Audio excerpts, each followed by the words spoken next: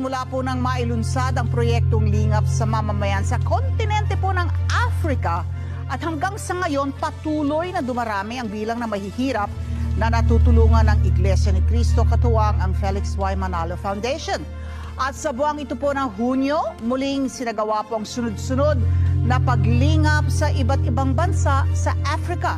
Narito po ang report ni Laila Tumana.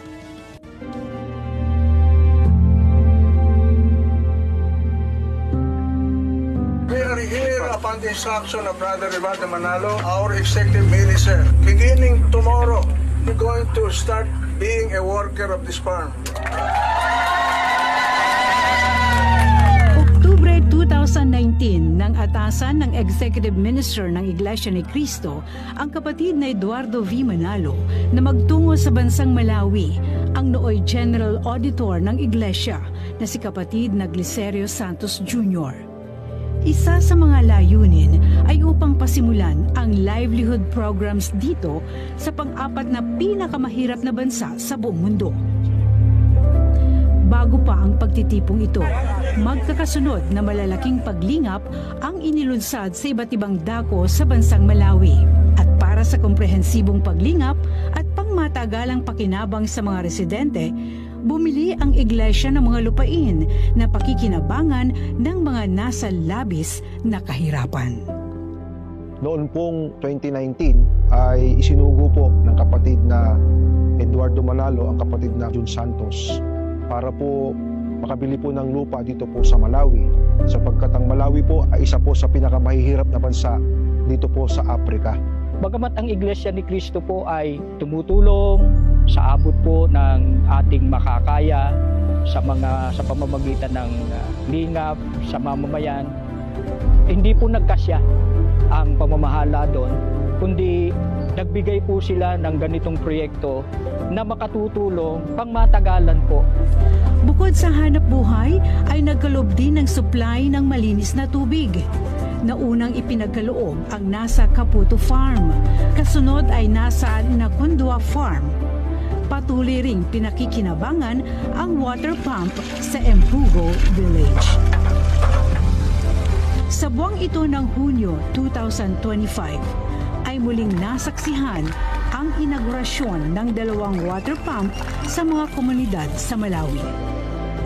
Unang isinagawa ang handover ceremony sa Chapongo Village. Kinabukasan ay isa pang proyekto ang binuksan, ang nasa Chisimbuere Village. Sa kasalukuyan ay nagpapatuloy rito sa Malawi ang mga livelihood projects gaya ng eco-farming project at livestock project.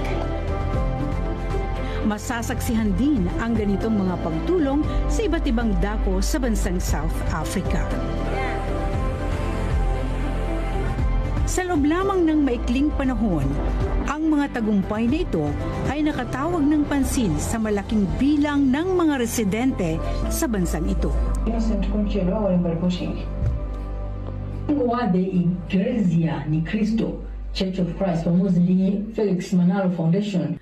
Ayon sa mga nakinabang sa mga livelihood projects, hindi lamang ito nagdulot sa kanila ng malaking kagalakan, kundi pati na rin ng panibagong pag-asa.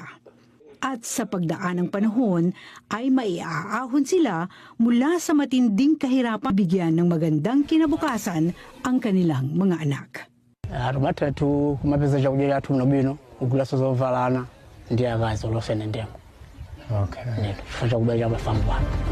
Sa pangunguna ng tagapamahalang pangkalahatan ng Iglesia ni Cristo, ang kapatid na Eduardo V. Manalo, patuloy na nagtatagumpay ang mga isinasagawang paglingap ng Iglesia ni Cristo mula nang ang mga ito ay inilinsan. Ang pagmamalasakit noon ng mga nanguna sa aktibidad na ito ay patuloy na naipadarama maging sa mga pinakaliblib na dako upang matulungan ang mga residente sa kanilang pag-ahon mula sa panahon ng kahirapan at magabayan sa maayos at makabuluhang pamumuhay sa araw-araw.